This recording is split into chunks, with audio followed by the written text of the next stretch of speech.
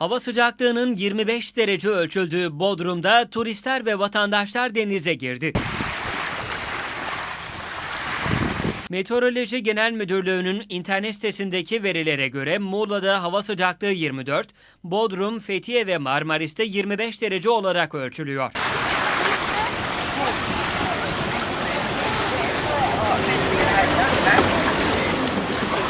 Sıcak hava dolayısıyla Bodrum'un Kumbahçe, Paşatarlası, Bites, Gümbet, Ortakent, Torba, Turgut Reis ve Yalıkavak plajlarında turistler ve vatandaşlar denize girdi.